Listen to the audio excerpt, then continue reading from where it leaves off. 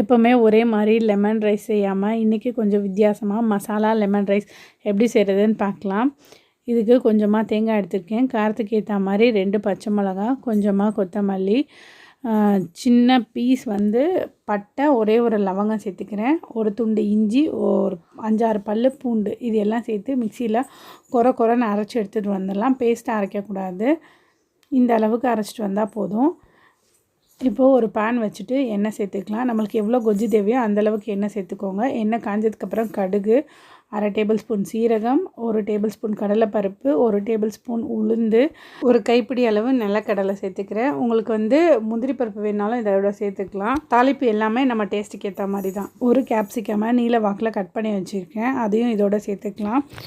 Capsicum சேர்க்கும்போது taste சூப்பராக இருக்கும். கேப்சிகம் ஓரளவுக்கு வதங்கினதுக்கப்புறமா ஒரு 1/2 டேபிள் ஸ்பூன் மஞ்சப்பொடி, நம்ம அரைச்சி வச்ச பேஸ்ட்டு சேர்த்து கொஞ்சமாக மிக்ஸி ஜாரை, ரொம்ப தண்ணி ஊற்றிட வேண்டாம், லைட்டாக தண்ணி மிக்ஸி ஜாரை கழுவி இதில் சேர்த்துட்டு இதோட பச்சை வாசனை போகிற வரைக்கும் நல்லா வதக்கி எடுத்துக்கலாம்.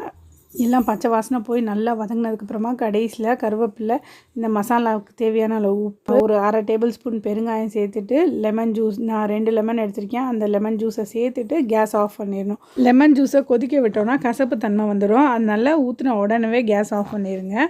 இப்போ நான் குக்கரில் வேக வச்சுருக்கேன் பச்சரிசி உதிரியாக, அதை இதோட சேர்த்துக்கிறேன். வெரைட்டி ரைஸ்க்கெல்லாம் பச்சரிசி தான் ரொம்ப டேஸ்ட்டாக இருக்கும்.